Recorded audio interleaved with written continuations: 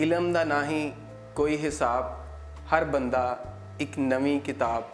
Urdu point तो सोनी धरती Pakistan programme दे नाल मैं तुहाडा होस्ट चांद शकील। नाजरीन, शायरी कुछ खास लफ्ज़ां नूं खास तरतीब नाल तस्बीह दे दानिਆਂ वांगर एक लड़ी विच परोण दा ना ही नहीं है, क्योंकि बास हवालिਆਂ नाल वेख्या जावे लफ्ज़ तां आपों बर्फ वांगर सीत ते साकत हुंदे ने। ਅਤੇ ਸ਼ਾਇਰ ਦੇ ਅੰਦਰ ਦੇ ਜਜ਼ਬਿਆਂ ਦੀ ਸ਼ਿੱਦਤ, ਅਹਿਸਾਸਾਂ ਦਾ ਨਿੱਘ, ਖਾਰਜੀ ਮੁਸ਼ਾਹਦਿਆਂ ਤੇ ਸਾਹਮਣੇ ਵਾਪਰਨ ਵਾਲੀਆਂ ਹਕੀਕਤਾਂ ਦਾ ਅਦਰਾਕ ਤੇ ਸੇਕ ਹੁੰਦਾ ਹੈ। ਅਜਿਹਾ ਹੀ ਸੇਕ ਰੱਖਣ ਵਾਲੇ ਖੂਬਸੂਰਤ ਸ਼ਾਇਰ, ਖੂਬਸੂਰਤ ਇਨਸਾਨ ਅੱਜ ਸਾਡੇ ਨਾਲ ਸਟੂਡੀਓ ਦੇ ਵਿੱਚ ਮੌਜੂਦ ਨੇ। ਉਹ ਅੱਜ ਕੱਲ੍ਹ government Waris Shah degree college Sheikhpura ਵਿੱਚ ਪੜ੍ਹਾ ਵੀ ਰਹੇ ਨੇ ਔਰ ਇਸ ਤੋਂ ਬਾਅਦ ਇਨਸਾਨੀ ਫਲਾਹ ਦੇ ਕੰਮਾਂ ਵਿੱਚ ਵੱਧ ਚੜ੍ਹ ਕੇ ਹਿੱਸਾ ਲੈਂਦੇ ਨੇ। ਮੇਰੀ ਮੁਰਾਦ ਜਨਾਬ ਆਜ਼ਮ ਮਲਕ ਸਾਹਿਬ। आओ उन्हां नाल गलबात का सिलसिला शुरू करने हैं। जी आया मलक साहब, अस्सलाम वालेकुम।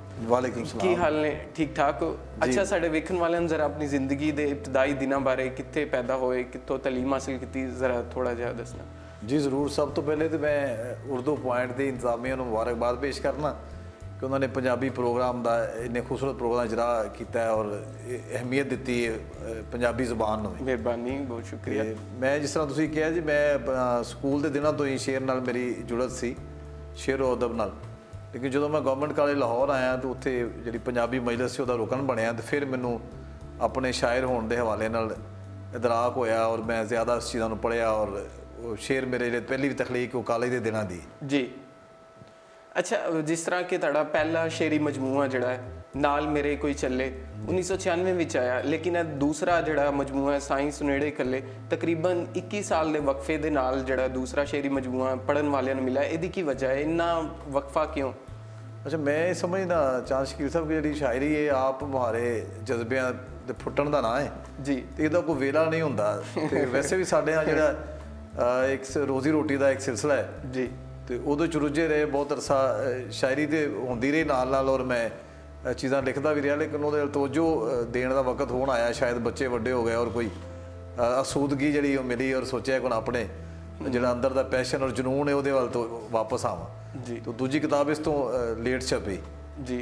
अच्छा, सानू कोई अपना कोई शेर सुनाओ जिस तरह इलम दा ना ही कोई हिसाब। जी ज़रूर, मैं पेश हर बंदा एक नवी किताब। जी, मैं गज़ल मेरी जी के इलम दा ना ही कोई हिसाब, वाह, हर बंदा एक नवी किताब, भावें लख दलीलां कड़ कई सवाल ने बिना जवाब। वाह, ते खुशबू खिलरी यादां दी सुक्के वेखे जदों गुलाब। वाह, ते कम किसे दे आवन लई रखिए ना कोई मुख सवाब। वाह, ते पढ़ के काफ़ी बुल्ले दी, पढ़ के काफ़ी बुल्ले दी इश्क माही दे खुले बाब। वाह, पढ़ के काफ़ी बुल्ले दी इश्क माही दे खुले बाब। वाह, क्या खूबसूरत मलक साहब। अच्छा, तुसी जिस तरह को देखा पहला जिहड़ा शेरी मजमूआ है नाल मेरे कोई चले, वो भी शाह हुसैन का मिसरा है, यह भी जिहड़ा साईं सुनेड़े कल्ले यह भी शाह हुसैन का मिसरा है कि उन्हां नाल तुहाडी कोई खास जुड़त है?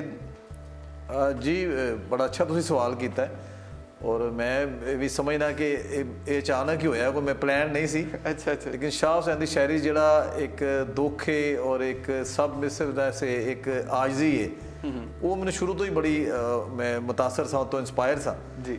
तो उन्होंने जिन्ना भी कलाम है वो अपने आप को नमाना और फकीर और कह के मुखातब होंगे ने और वो मेरी रूह नाल किते उन्होंने एक ताल्लुक मैंने महसूस होया। तो दोनों किताबों के नाम उत्थों मैं लिया क्योंकि उन्होंने एक निस्बत महसूस करना। तो उन्होंने हर शेर दे विच एक अफाकी पैगाम है, तो मैं समझना कि बर्दाश्त और आजिज़ी ही असल इंसानियत है। बेशक बेशक। अच्छा, तुहाडे शायरी दे विच यानी कि तुहाडे जीवन दे विच किहड़े ऐसे समाजी हालात सन कि जिन्हां ने तुहानूं शायरी वाल जोड़िया, शायरी वाल लिआंदा, या तुहाडे शायरी दे विच किहड़े ऐसे समाजी हालात ने जिहड़े कि वाज़िया वखाली दिंदे ने? अच्छा, मैं चूँकि लोकां दे विच रहा और लोकां नाल मेरी मुहब्बत जिहड़ी है वो मैं समझना मेरी असल ताकत है जी।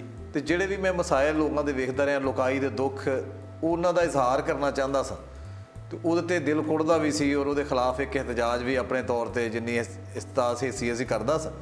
तो ये अपने आप ही एक मेरे अंदरों फुटिया इजहार ना उस लोकाई दे दुखां नूं सारे लोगों तक पहुँचाने लई जी। तो मैं समझना यही वजह बनया लोगों की मुहब्बत और दुख दर्द जिहड़ा है, यही मेरी शायरी का असल पहचान है और यही उहदा बी है। अच्छा, दूसरा यह दसो मलक साहब कि तुसी जिहड़ा है की समझते हो अज दे मुआशरे दे विच शेरो अदब की तरक्की किस ते खलोता है या किन्नी की तरक्की की है या लोग पढ़ रहे हैं या किन्ना पढ़ना चाहिए या इस हवाले नाल तुसीं की कहोगे? ਅੱਛਾ ਵੈਸੇ ਆਮ ਜਿਹੜਾ ਇੱਕ ਖਿਆਲ ਉਹ ਤੇ ਲਿਆ ਜਾਂਦਾ ਕਿ ਲੋਕ ਪੜ੍ਹਦੇ ਨਹੀਂ, ਲੇਕਿਨ ਅਗਰ ਅਸੀਂ ਕਿਤਾਬਾਂ ਦੇਖੀਏ ਜਿਸ ਤਰ੍ਹਾਂ ਛਪ ਰਹੀਆਂ ਨੇ ਔਰ ਜਿਸ ਤਰ੍ਹਾਂ ਸ਼ੇਰੋ ਅਦਬ ਦਾ ਫਰੋਗ ਹੋ ਰਿਹਾ ਜੀ, ਤੇ ਮੈਂ ਤੇ ਬੜਾ ਸਮਝਣਾ ਕਿ ਮੈਂ ਮੁਸਬਤ ਸੋਚ ਰੱਖਣਾ ਕਿ ਲੋਕ ਪੜ੍ਹਦੇ ਨੇ, ਜੇ ਵੀ ਉਹ ਲੋਕਾਂ ਦਾ ਇਲਮ ਮਸਲਾ ਹੈ ਜੀ। ਇਹ ਜ਼ਰੂਰ ਹੁੰਦਾ ਹੈ ਕਿ ਗੁਰਬਤ ਨੇ ਔਰ ਜ਼ਰੂਰਾਂ ਨੇ ਲੋੜਾਂ ਥੋੜਾਂ ਨੇ ਬੰਦੇ ਨੂੰ ਪੈਸੇ ਵੱਲ ਦੇ ਪਿੱਛੇ ਦੌੜਾ ਦਿੱਤਾ ਜ਼ਿਆਦਾ, ਤੇ ਉਹ ਸੋਚ ਸਾਡੀ ਜ਼ਿਆਦਾ ਮਾਦੀ ਹੋ ਗਈ। ਲੇਕਿਨ ਫਿਰ ਵੀ ਇਨਸਾਨ ਹਮੇਸ਼ਾ ਤੋਂ ਸਕੂਨ ਦੀ ਤਲਾਸ਼ 'ਚ, ਔਰ ਜਿਹੜਾ ਸੱਚਾ ਔਰ ਸੱਚੀ ਖੁਸ਼ੀ ਔਰ ਅਸਲ ਸਕੂਨ ਜਿਹੜਾ ਉਹ ਦੇਣ 'ਚ, ਉਹ ਬਰਦਾਸ਼ਤ ਕਰਨ 'ਚ, ਉਹ ਖੁਸ਼ੀਆਂ ਵੰਡਣ 'ਚ, ਔਰ ਉਹ ਸੂਫੀ ਕੋਈ ਲੱਭਦਾ ਹੈ। ਔਰ ਇਹੀ ਵਜ੍ਹਾ ਹੈ ਕਿ ਮੇਰੇ ਦੋਵੇਂ ਕਿਤਾਬਾਂ ਦੇ ਨਾਂ ਸ਼ਾਹ ਹੁਸੈਨ ਦੀ ਸ਼ਾਇਰੀ ਨਾਲ ਜਾ ਜੁੜਦੇ ਨੇ, ਕਿਉਂਕਿ ਉਹਨਾਂ ਦਾ ਜਿਹੜਾ ਬਰਦਾਸ਼ਤ ਔਰ ਰਵਾਦਾਰੀ ਦਾ ਪੈਗਾਮ ਹੈ ਉਹ ਮੈਨੂੰ ਆਫਾਕੀ ਲੱਗਦਾ ਹੈ। ਅੱਛਾ ਮਲਕ ਸਾਹਿਬ, ਤੁਸੀਂ ਕੋਈ ਨਜ਼ਮਾਂ ਗਜ਼ਲਾਂ ਵੀ ਲਿਖੀਆਂ, ਨਜ਼ਮਾਂ ਵੀ ਲਿਖੀਆਂ, ਮਾਈਏ ਵੀ ਲਿਖੇ, ਟੱਪੇ ਵੀ ਲਿਖੇ, ਬੋਲੀਏ ਸਾਨੂੰ ਉਹਨਾਂ ਦੇ ਵਿੱਚੋਂ ਕੋਈ ਜ਼ਰਾ ਕੋਈ ਬੋਲੀ ਜਾਂ ਕੋਈ ਮਾਈਆ ਕੋਈ ਟੱਪਾ ਸੁਣਾਓ।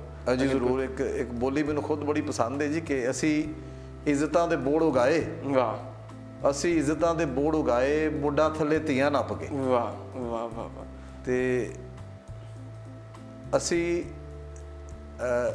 ਇੱਜ਼ਤਾਂ ਦੇ ਬੋੜ ਉਗਾਏ, ਮੁੱਢਾਂ ਥੱਲੇ ਧੀਆਂ ਨੱਪ ਕੇ, ਉਹਨੇ ਮੇਰੇ ਵੱਲ ਮੁੱਖ ਪਰਤਾਇਆ, ਮੈਂ ਵੇਖ ਲਿਆ ਦਿਨ ਚੜ੍ਹਦਾ। ਵਾਹ, ਉਹਨੇ ਮੇਰੇ ਵੱਲ ਮੁੱਖ ਪਰਤਾਇਆ, ਮੈਂ ਵੇਖ ਲਿਆ ਦਿਨ ਚੜ੍ਹਦਾ। ਕਿਆ ਖੂਬਸੂਰਤ ਹੈ ਮਲਕ ਸਾਹਿਬ। ਅੱਛਾ, ਤੁਸੀਂ ਜਿਹੜਾ ਉਹ ਅਕਵਾਮ ਮੁਤਹਿਦਾ ਦੇ ਮੁਖਤਲਿਫ ਜਿਹੜੇ ਫਲਾਹੀ ਕੰਮਾਂ ਦੇ ਨਾਲ ਵੀ ਜੁੜੇ ਰਹੇ, ਉਹਦਾ ਕੈਸਾ ਐਕਸਪੀਰੀਅੰਸ ਰਿਹਾ? ਹੁਣ ਵੀ ਤੁਸੀਂ ਕੁਝ ਜਿਹੜੇ ਉਹ ਟ੍ਰੇਨਿੰਗ ਜਾਂ ਕੁਝ ਇਸ ਤਰ੍ਹਾਂ ਦੇ ਮਾਮਲਾਤ ਦੇ ਨਾਲ ਜੁੜੇ ਹੋ, ਕੈਸਾ ਐਕਸਪੀਰੀਅੰਸ ਹੈ, ਤੁਸੀਂ ਕੀ ਸਮਝਦੇ ਹੋ? ਅੱਛਾ, ਮੈਂ ਸਮਝਦਾ ਜੀ ਤਰਬੀਅਤ ਜਿਹੜੀ ਹੈ ਨਾ, ਉਹ ਬੰਦੇ ਨੂੰ ਬੰਦਾ ਬਣਾਉਣ ਲਈ ਬੜੀ ਜ਼ਰੂਰੀ ਹੈ। ਬੇਸ਼ੱਕ। ਔਰ ਮੇਰਾ ਖੁਸ਼ਕਿਸਮਤੀ ਨਾਲ ਤਰਬੀਅਤ ਨਾਲ ਵਾਸਤਾ ਰਿਹਾ, ਔਰ ਮੈਂ ਇੱਕ ਤਰਬੀਅਤਕਾਰ ਦੇ ਤੌਰ ਤੇ ਪਛਾਣਿਆ ਜਾਣਾ ਚਾਹੁੰਦਾ। ਔਰ ਉਹਦੇ 'ਚ ਇਹ ਕਿ ਮੈਂ ਮੁਖਤਲਿਫ ਅਦਾਰਿਆਂ ਨਾਲ, ਅਕਵਾਮ ਮੁਤਹਿਦਾ ਨਾਲ, ਬੇਨਜ਼ੀਰ ਇਨਕਮ ਸਪੋਰਟ ਪ੍ਰੋਗਰਾਮ ਨਾਲ, ਮੁਖਤਲਿਫ ਤਰਬੀਤੀ ਪ੍ਰੋਗਰਾਮਾਂ ਨਾਲ ਵਾਬਸਤਾ ਰਿਹਾ। ਅੱਜ ਕੱਲ੍ਹ ਵੀ ਖਵਾਤੀਨ ਦੀ ਜਿਹੜੀ ਵਿਮਨ ਡਿਵੈਲਪਮੈਂਟ ਡਿਪਾਰਟਮੈਂਟ ਹੈ, ਉਹਨਾਂ ਦੀ ਟ੍ਰੇਨਿੰਗ ਨੇ ਖਵਾਤੀਨ ਕੌਂਸਲਰਸ ਦੀਆਂ, ਤਾਂ ਉਹਦੇ ਨਾਲ ਕੁਝ ਕੰਮ ਕਰ ਰਹੇ ਹਾਂ। ਅਤੇ ਮੈਨੂੰ ਲੱਗਦਾ ਹੈ ਕਿ ਤਰਬੀਅਤ ਦੀ ਸਾਡੀ ਕੌਮ ਨੂੰ ਬੜੀ ਲੋੜ ਹੈ। ਸਾਡਾ ਮਸਲਾ ਮੁਆਸ਼ੀ ਨਹੀਂ, ਸਾਡਾ ਮਸਲਾ ਅਖਲਾਕੀ ਹੈ। ਸਾਡੇ ਕੋਲ ਚੀਜ਼ਾਂ ਇੰਨੀਆਂ ਘੱਟ ਨੇ ਜਿੰਨੀ ਸਾਡੀ ਤਰਬੀਅਤ ਹੋਣ ਵਾਲੀ ਹੈ, ਜਿੰਨਾ ਕਿ ਸਾਨੂੰ ਚੀਜ਼ਾਂ ਦਾ ਇਸਤੇਮਾਲ ਕਰਨ ਦਾ ਚੱਜ ਸਿੱਖਣ ਦੀ ਲੋੜ ਹੈ। ਤੋ ਤਰਬੀਅਤ ਮੇਰਾ ਪੇਸ਼ਾ ਹੈ ਔਰ ਮੇਰਾ ਜਨੂਨ ਹੈ, ਪੈਸ਼ਨ ਹੈ। ਮੈਂ ਸਮਝਦਾ ਕਿ ਉਹਦੇ ਨਾਲ ਮੈਂ ਲੋਕਾਂ ਦੀ ਜ਼ਿੰਦਗੀਆਂ 'ਚ ਵੀ ਫਰਕ ਪਾਉਣ ਦੀ ਕੋਸ਼ਿਸ਼ ਕਰਨਾ, ਔਰ ਮੇਰੀ ਆਪਣੀ ਜ਼ਿੰਦਗੀ ਵੀ ਉਹਦੇ ਨਾਲ ਦਿਨ ਬ ਦਿਨ ਬਿਹਤਰ ਹੁੰਦੀ। ਜੀ। ਅੱਛਾ ਮਲਕ ਸਾਹਿਬ, ਤੁਸੀਂ ਜਿਸ ਤਰ੍ਹਾਂ ਕਿ ਅੱਜ ਕੱਲ੍ਹ ਕਾਲਜ ਦੇ ਵਿੱਚ ਪੜ੍ਹਾ ਵੀ ਰਹੇ ਹੋ, ਨੌਜਵਾਨ ਨਸਲ ਨੂੰ ਤੁਸੀਂ ਕੀ ਪੈਗਾਮ ਦੇਣਾ ਚਾਹੋਗੇ?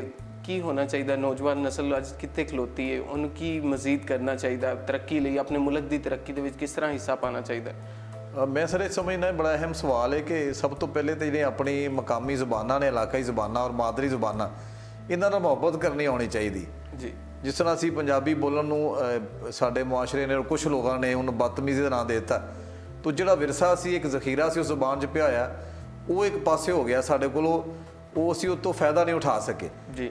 ਤੇ ਨਵੀਂ ਨਸਲ ਨੂੰ ਚਾਹੀਦਾ ਹੈ ਕਿ ਆਪਣੀਆਂ ਜ਼ੁਬਾਨਾਂ 'ਚ ਮੌਜੂਦ ਜਿਹੜਾ ਸੂਫੀਆਂ ਦਾ ਇੰਨਾ ਆਲਾ ਪੈਗਾਮ ਹੈ, ਜਿਹੜਾ ਕਿ ਬੰਦੇ ਨੂੰ ਅੱਛਾ ਇਨਸਾਨ ਬਣਨ ਲਈ ਮਦਦ ਕਰਦਾ ਹੈ ਔਰ ਮੁਆਸ਼ਰੇ ਨੂੰ ਖੂਬਸੂਰਤ ਬਣਾਉਣ ਲਈ, ਉਹਨੂੰ ਵੇਖਣਾ ਚਾਹੀਦਾ ਹੈ। ਔਰ ਅੱਛੇ ਕੰਮ ਕਰਨ ਲਈ ਕਿਸੇ ਦਾ ਇੰਤਜ਼ਾਰ ਨਹੀਂ ਕਰਨਾ ਚਾਹੀਦਾ। ਜਿਵੇਂ ਵਾਰਿਸ ਸ਼ਾਹ ਦਾ ਸ਼ੇਰ ਹੈ ਕਿ ਵਾਰਿਸ ਸ਼ਾਹ ਸਦਾ ਹੀ ਜਿਉਂਦੇ ਨੇ ਜਿਨ੍ਹਾਂ ਕੀਤੀਆਂ ਨੇਕ ਕਮਾਈਆਂ। ਕਿਆ ਖੂਬਸੂਰਤ। ਤੇ ਇਸ ਤਰ੍ਹਾਂ ਦੇ ਅਫਾਕੀ ਜਿਹੜੇ ਪੈਗਾਮ ਨੇ ਇਹਨਾਂ ਫਕੀਰਾਂ ਸੂਫੀਆਂ ਕੋਲ ਲੱਭਦੇ ਨੇ, ਔਰ ਉਹ ਹਰ ਜ਼ੁਬਾਨ 'ਚ ਮੌਜੂਦ ਨੇ। ਸਾਨੂੰ ਚਾਹੀਦਾ ਕਿ ਹਰ ਬੰਦਾ ਆਪਣੀ ਮਾਂ ਬੋਲੀ ਨਾਲ ਪਿਆਰ ਕਰੇ, ਉਹਦੇ 'ਚ ਮੌਜੂਦ ਸਿਣਿਆਂ ਨੂੰ ਲੈ ਕੇ ਅੱਗੇ ਚੱਲੇ ਔਰ ਲੋਕਾਂ ਤੱਕ ਪਹੁੰਚਾਵੇ।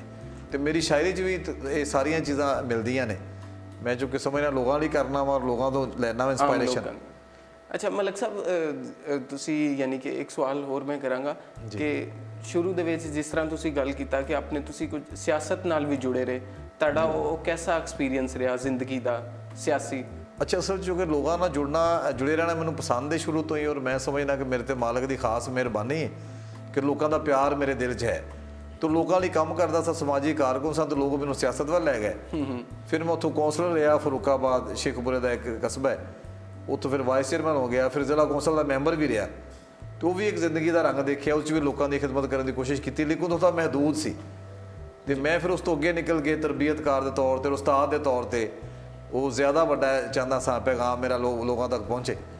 तो वो भी मैं खुश हाँ कि मैं जिन्ना काम किया मैं मुतमईन सा और मैं कोशिश की कि डिलीवर करा। जी ਅੱਛਾ ਮਲਕ ਸਾਹਿਬ, ਤੁਸੀਂ ਉਹ ਸੋਚਿਆ ਦੜ ਖੜਕਾਇਆ ਸਾਈਆਂ, ਉਹ ਵਾਲੀ ਗਜ਼ਲ ਜ਼ਰਾ ਸਾਨੂੰ ਸੁਣਾਓ। ਬੜੀ ਤੁਹਾਡੀ ਨੁਮਾਇੰਦਾ ਗਜ਼ਲ ਹੈ, ਬਹੁਤ ਪਸੰਦ ਕੀਤੀ ਜਾਂਦੀ ਜੀ ਹੈ। ਜ਼ਰੂਰ, ਮੈਨੂੰ ਖੁਦ ਵੀ ਬੜੀ ਪਸੰਦ ਹੈ ਜੀ। ਔਰ ਇੱਕ ਕੈਫੀਅਤ ਹੈ ਮੇਰੀ ਕਿ ਸੋਚਾਂ ਦਰ ਖੜਕਾਇਆ ਸਾਈਆਂ, ਸੋਚਾਂ ਦਰ ਖੜਕਾਇਆ ਸਾਈਆਂ, ਕਾਗਜ਼ ਭਾਰ ਨਾ ਚਾਇਆ ਸਾਈਆਂ, ਵਾਹ ਮੇਰੀ ਅੰਬਰਾਂ ਨਾਲ ਨਹੀਂ ਨਿਭਣੀ, ਮੈਂ ਮਿੱਟੀ ਦਾ ਜਾਇਆ ਸਾਈਆਂ, ਵਾਹ ਵਾਹ। ਤੇ ਉਹਦਾ ਮੁਖ ਪਰਤਾਣਾ ਮਾਰੂ, ਦੁੱਖੇ ਦੂਣ ਸਵਾਇਆ ਸਾਈਆਂ, ਵਾਹ ਤੇ ਦੁੱਖਾਂ ਮੇਰੀ ਕੁੱਲੀ ਤੱਕ ਲਈ, ਸੁੱਖਾਂ ਮੁਖ ਪਰਤਾਇਆ ਸਾਈਆਂ, ਵਾਹ ਸੋਚਾਂ ਦਰ ਖੜਕਾਇਆ ਸਾਈਆਂ। ਵਾਹ, ਸੋਚਾਂ ਦਾ ਖੜਕਾਇਆ ਸੀ। ਮੈਂ ਇੱਕ ਨਜ਼ਮ ਵੀ ਤੁਹਾਨੂੰ ਸੁਣਾਉਣਾ ਚਾਹੁੰਦਾ ਜੀ ਆਪਣੇ ਸਵਾਲੇ ਨਾਲ, ਤਾਂ ਕਿ ਮੇਰੇ ਦਿਲ ਜੀਵਨ ਦੇ ਚਾਹ, ਮੇਰੇ ਦਿਲ ਜੀਵਨ ਦੇ ਚਾਹ, ਮੈਨੂੰ ਵਿੰਨਿਆ ਜਗ ਦੇ ਤਾਨਿਆ, ਮੇਰਾ ਅੰਦਰ ਲੀਰੋ ਲੀਰ, ਵਾਹ ਵਾਹ ਮੈਨੂੰ ਕੋਲਾਂ ਕੈਦੀ ਕਰ ਲਿਆ, ਵਾਹ ਮੈਨੂੰ ਰਸਮਾਂ ਛੱਡਿਆ ਚੀਰ, ਵਾਹ ਖੂਬਸੂਰਤ। ਮੈਂ ਅੱਧੋ ਰਾਣੀ ਹੋ ਗਈ, ਮੈਨੂੰ ਦੂਜੀ ਵਾਰ ਬਣਾ, ਵਾਹ ਮੇਰੇ ਦਿਲ ਜੀਵਨ ਦੇ ਚਾਹ, ਮੇਰੇ ਦਿਲ ਜੀਵਨ ਦੇ ਚਾਹ, ਜਿੱਥੇ ਬਹਿੰਦੇ ਪਾ ਗੱਲ ਵਕੜੀ, ਆ ਉਸੇ ਥਾਂ ਤੇ ਅੱਜ, ਮੁੜ ਕਾਬਾ ਤੱਕੀਏ ਇਸ਼ਕ ਦਾ, ਮੁੜ ਰਲ ਮਿਲ ਕਰੀਏ ਹੱਜ, ਵਾਹ ਅੱਜ ਮਾਰ ਕੇ ਸੱਦ ਵਿਰਾਗ ਦੇ, ਮੇਰੀ ਉਜੜੀ ਚੋਗ ਵਸਾ, ਵਾਹ ਮੇਰੇ ਦਿਲ ਜੀਵਨ ਦੇ ਚਾਹ, ਮੇਰੇ ਦਿਲ ਜੀਵਨ ਦੇ ਚਾਹ, ਮੇਰੇ ਨੱਕ ਵਿੱਚ ਨਥਲੀ ਰੀਝਦੀ, ਨਹੀਂ ਭੋਏ ਤੇ ਟਿਕਦੇ ਪੈਰ, ਕੰਨਾਂ ਦੇ ਝੁਮਕੇ ਆਖਦੇ, ਝੱਟ ਠਹਿਰੋ ਵੇਲਿਆ ਠਹਿਰ, ਵਾਹ ਮੈਨੂੰ ਆਜ਼ਮ ਜੇ ਨਹੀਂ ਤੱਕਣਾ, ਮੇਰਾ ਜੋਬਨ ਕਿਹੜੇ ਭਾ, ਵਾਹ, ਮੇਰੇ ਦਿਲ ਜੀਵਨ ਦੇ ਚਾਹ, ਮੇਰੇ ਦਿਲ ਜੀਵਨ ਦੇ ਚਾਹ। ਉਹ ਦੋਸਤੋ, ਅਸੀਂ ਆਸ ਕਰਦੇ ਹਾਂ ਤੁਹਾਨੂੰ ਅੱਜ ਦਾ ਪ੍ਰੋਗਰਾਮ ਵੀ ਪਸੰਦ ਆਇਆ ਹੋਣਾ।